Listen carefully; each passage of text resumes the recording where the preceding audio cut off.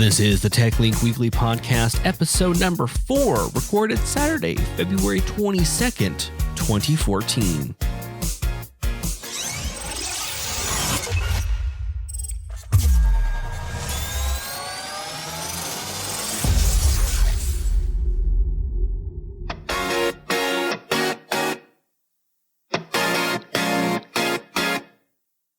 This week's episode is brought to you by Loot Crate. Go to lootcrate.com and use promo code LOGIC.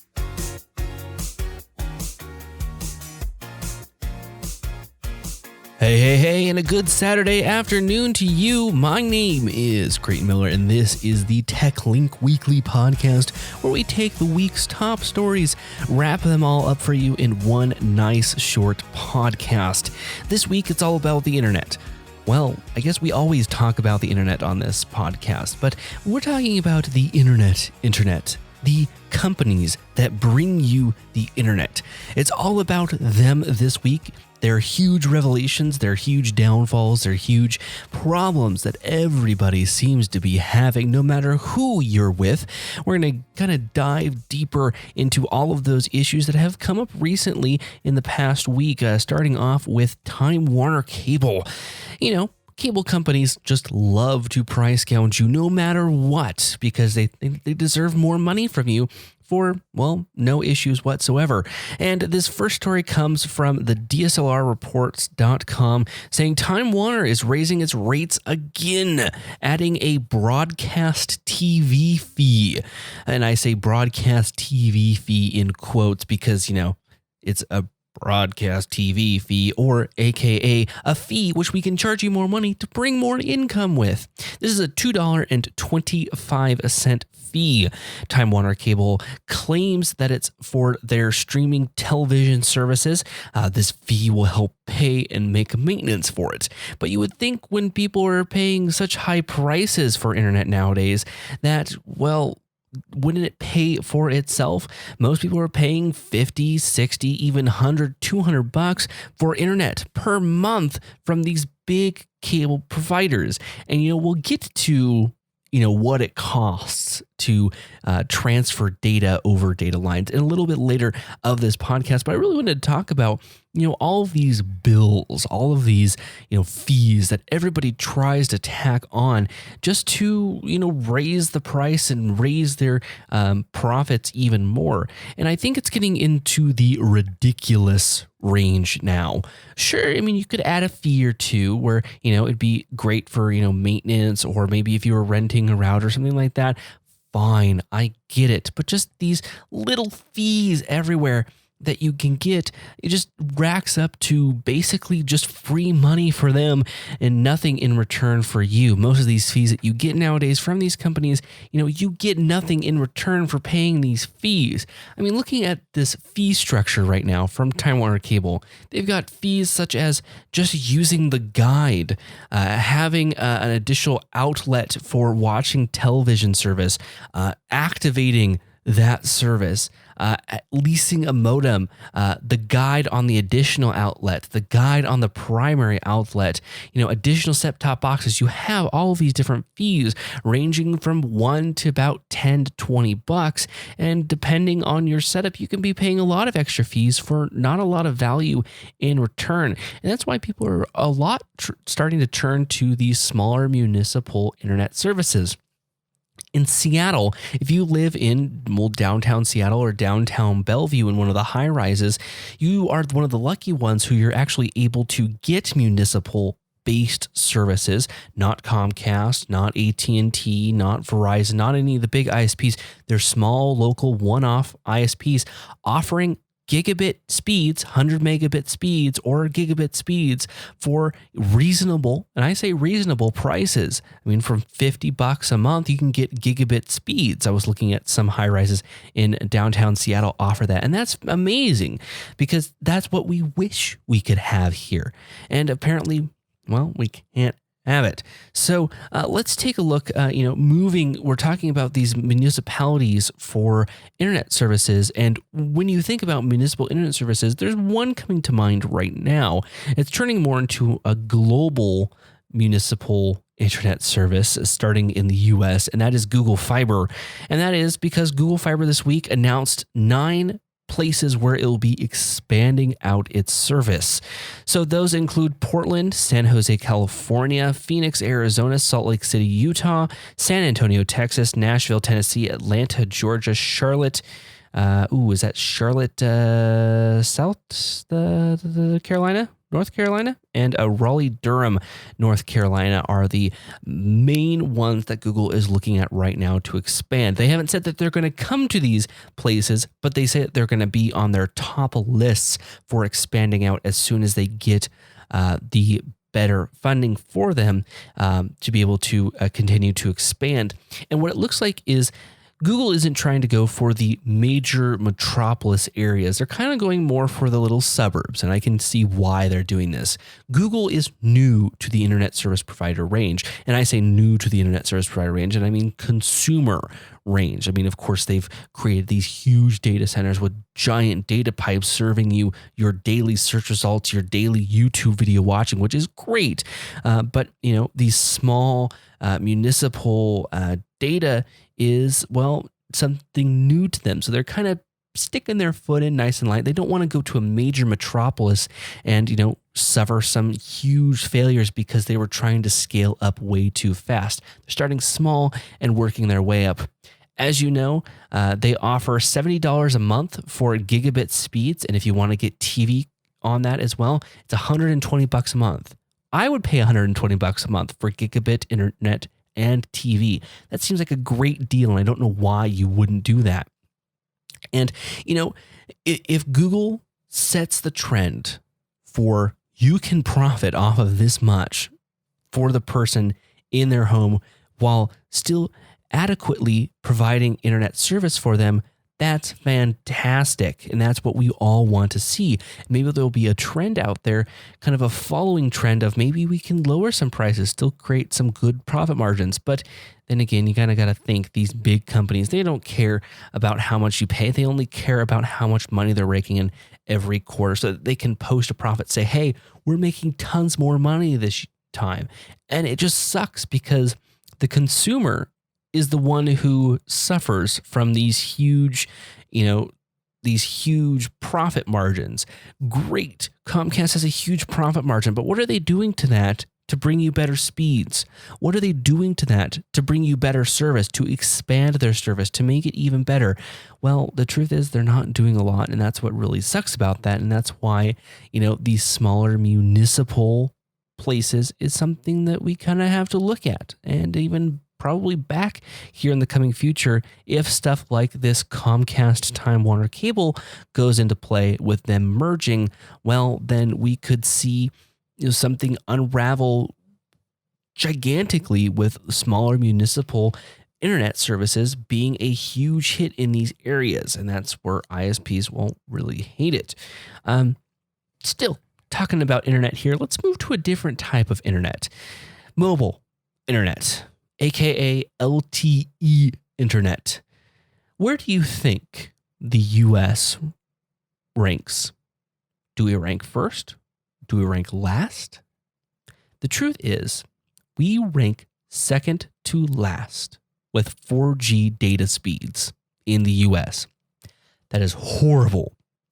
Number 1, Australia. Why? Nobody knows. They're a small, isolated continent where everything is trying to kill them besides their internet. Well, I think this shows a trend of what's happening in the US in this market that we have right now of providing cellular and internet service. The market that we're currently in allows for these companies to do exactly what they're doing, and that is not upgrade their infrastructures, no matter how large they grow, because they're not regulated. They don't have to set specific goals. They can set up a single width pipe. If you're thinking about data that's going through a pipe, they can set up the single width pipe, cram as many mouths on that pipe as they can, and try to suck as much as they can out of it to make a bigger profit margin, because that's what it is for these bigger ISPs. They don't want to lay new cable. They don't want to expand their new networks, because that means ultimately it's manpower. It's finding new technologies. It's expanding the current technologies you have out there. And that, guess what, costs money. And these cheapskates still getting in tons and tons of money every month, getting these gigantic bonuses, say, we don't have the money for expanding. Where's that logic right there? You post gigantic profits every quarter, and yet you can't spend the money to enhance your network and maybe even get more people to use your service. Well, anyways, I digress. We are just heading towards the very bottom of internet speeds here in the US, and it's sickening to me, and I hate it. I'm one of those people who thinks, since the internet has gotten to this point, I think it needs to be regulated, just because we need to get some sort of commonality.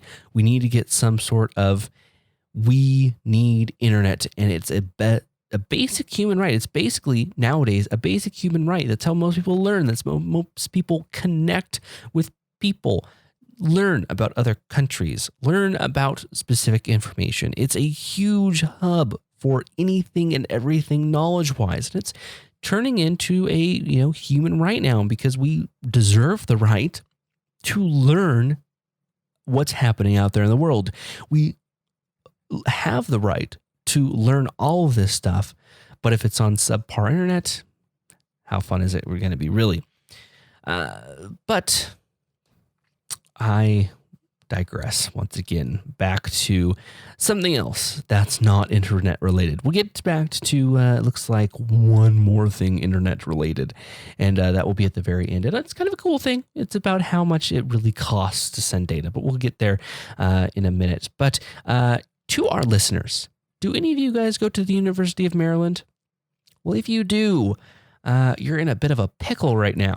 The University of Maryland has been hacked. Over 300,000 records of stolen identity has been taken from them, including social security numbers, dates of birth, university identification numbers, and your names.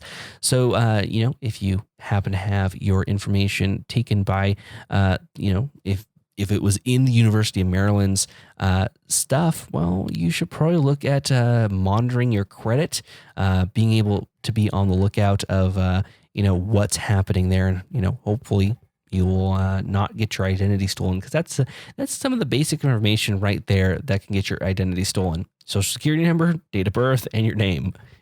People can do limitless amounts of data with just those three figures, and having that in a 300,000 form is going to be something very tricky. So keep an eye out on that. And speaking about vulnerabilities, it seems like Linksys. We all know Linksys, right? It's a wireless router company. Almost all of us have had at one point a Linksys wireless router. I did at one point, and I'm sure a lot of you have too.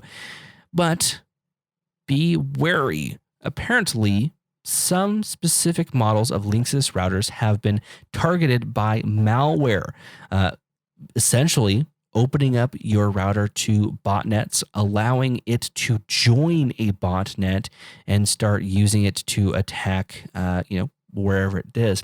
So here are the following models that contain this vulnerability. It's the E series, the E4200, 3200, 3000, 2500, 2100, 2000. So basically all the E series, all the WAG series, the WAP series, and the WES, WET, WRT. So basically almost everything out there has been hacked. And this one might be a good thing to kind of talk about how this really happens in a way of how it joins a botnet. So you basically, hopefully you guys are a little bit familiar with botnets and how it works. Well, this vulnerability with Linksys routers basically allows it to join a botnet. Basically, it allows it to become part of the problem with the internet, and that is botnets.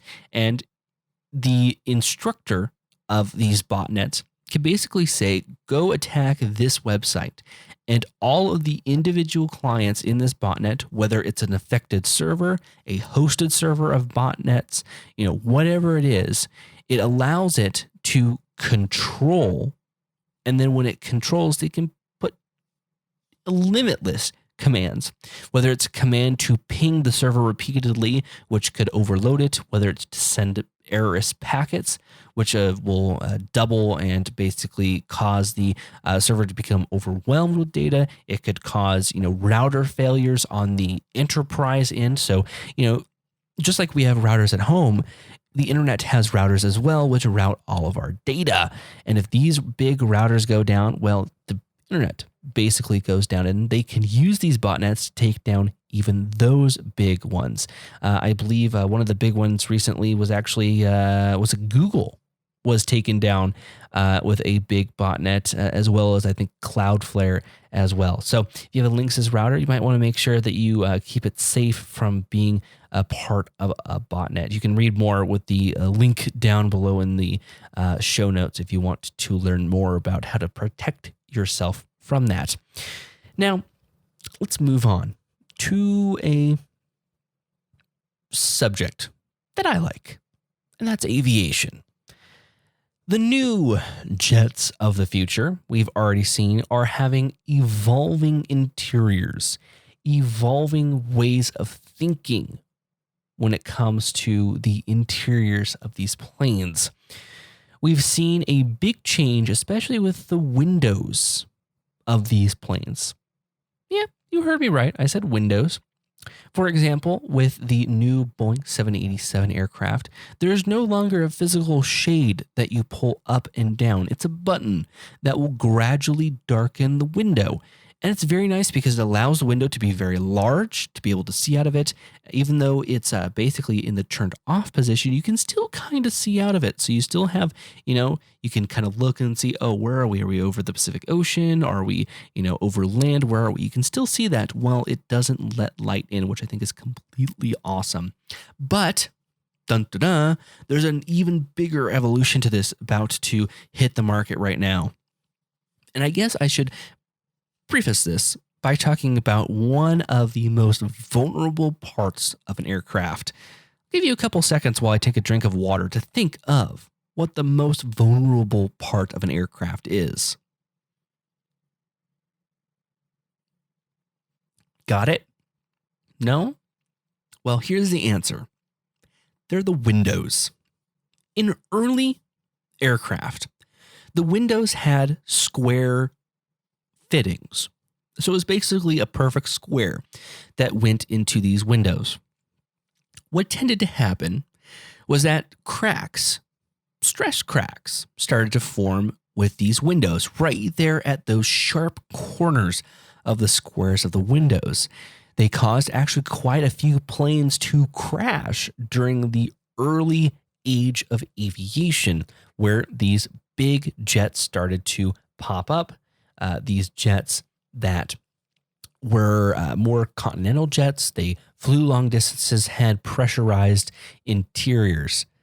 Well, they were susceptible because they had windows that had very tight corners, which caused cracks.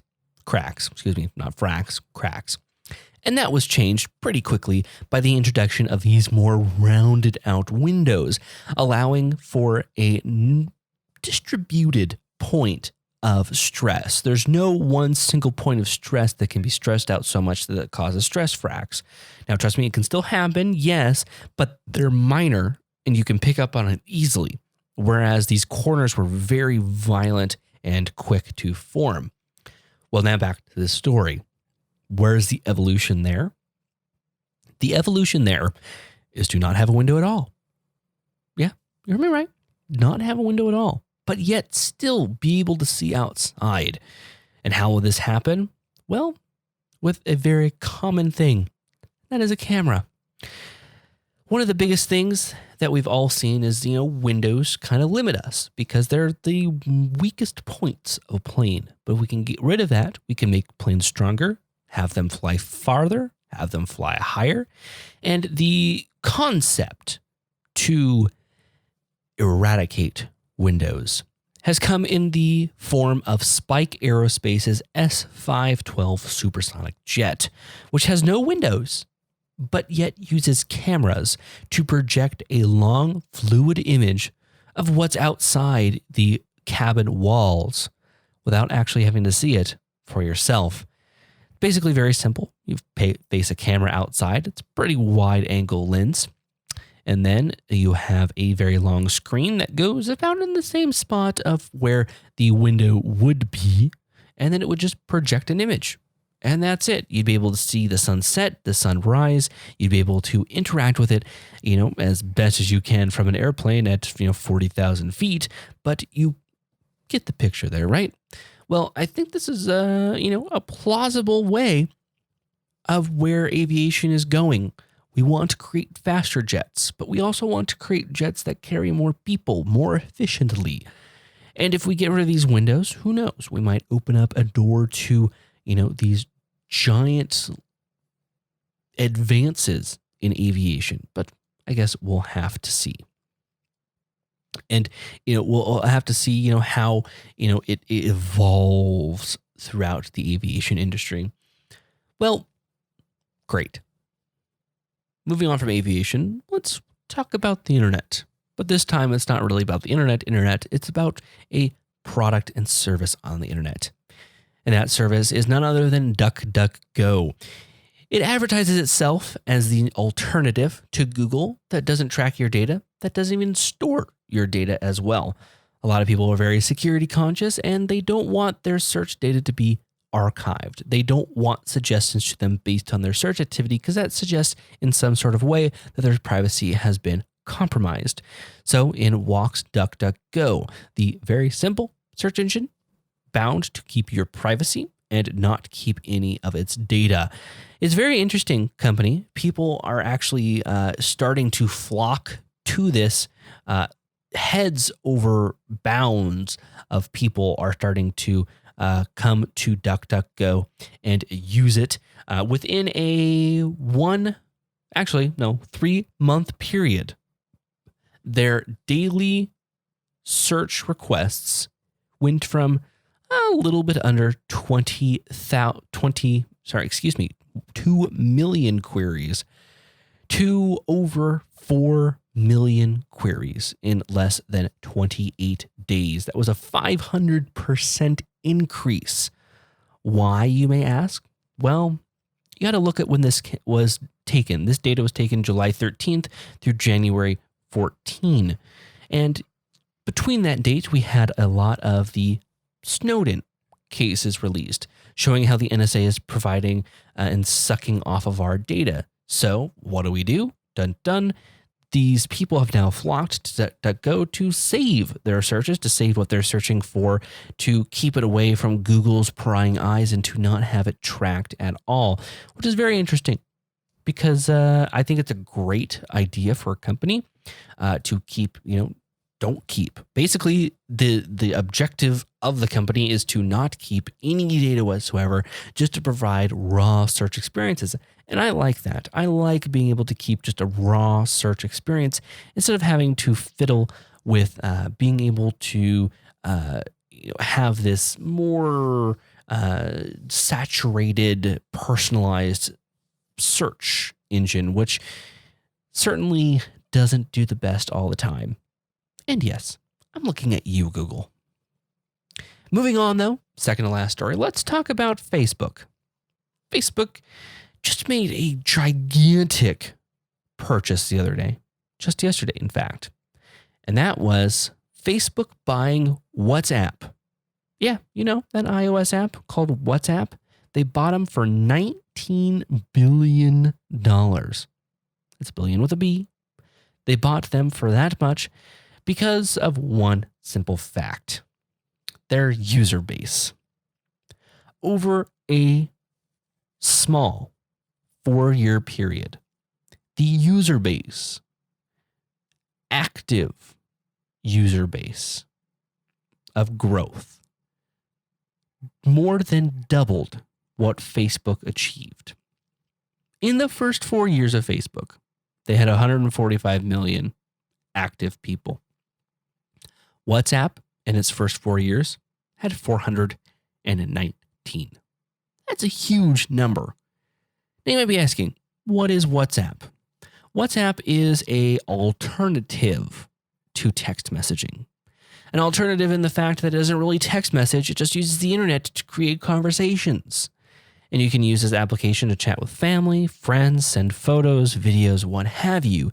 You can use it to chat with people. It's very interesting that Facebook would buy them for so much money. Now you got to think of what Facebook is going to look to do with all this data. One thing comes to mind, and that is Facebook mining the data of the WhatsApp users and using it for advertising, using it to sell up your Facebook page to display more ads because it does have a gigantic user base over Facebook. So it'll be very interesting to see how Facebook both utilizes WhatsApp and what they use that data for. I'm sure they're not going to use the data for what they say that they're going to use it for, but that's to be determined. So, like I said, in this episode, we're going to talk about the internet. More specifically, how much it costs to pass along one measly gigabyte of data. I will try to break this down as best as I can for you while reading along this How Stuff Works article. Of course, you can go ahead and look in our description down below and see all of the show notes. And even this article that I'm about to talk about, you'll be able to see how much it is. So let's talk about facts for a second and how and what we're looking at here. Basically, we want to send a signal from one side of the U.S. to the other, starting at the most extreme East Coast and moving to the most extreme West Coast. Now, here we go with some facts. Cabling costs about $650 million. It can provide 5,120 gigabits per second per the wire. The cable has 15 access points along the coast. The cable is incredibly long as well, 14,000 kilometers or 8,700 miles, which can reach from LA to New York City and back to LA and back to New York City once again. So this is lots and lots of cable. Now, let's put some assumptions in mind, some variables in mind here. It makes about $650 million to be expensed for this cable to kind of keep it maintained, to keep it running. So we're going to take that $650 million plus the $650 million of the cable cost itself, and we'll just round it to an even 1 billion. Yes, 1 billion with a B. And then we're also going to talk about it going extinct in 10 years. So we'll talk about how, future proofing it is. Now, we'll talk about how the investment that we want to get back from this cable, which we'll put it at reasonably 200% back. So basically, you're getting 20% more each year for the cable. So basically, after investing $1 billion into this cable, your operation should get back $3 billion for this cable. So we'll talk about revenue here. Each year, the system will cost about $300 million to use and to have it integrated into the system. And it can transfer 500 gigabytes per second. So we'll talk about speed transfers for the year, which will be about 15 billion gigabytes that the cable can transfer in 1 year. And if we take our conservative estimate of $300 million in system costs, multiply it, or actually divide it by how much data it can pass through a year, we get around 1.9 cents per gigabyte that it costs to transfer the data. It's not a lot, is it? 1 gigabyte for 1.9 cents. It's actually kind of a lot, yes. but it's not anywhere near very, very, very expensive. It allows these ISPs to get about a 200% profit margin when you're looking at the statistics.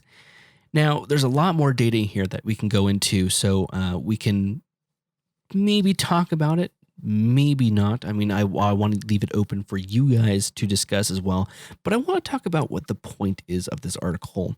The point of this article is to put to rest a big question of what does it cost to transfer data through these servers? Do we really need to pay this much for data going over those lines? I will give you the short and simple answer. It's a big no.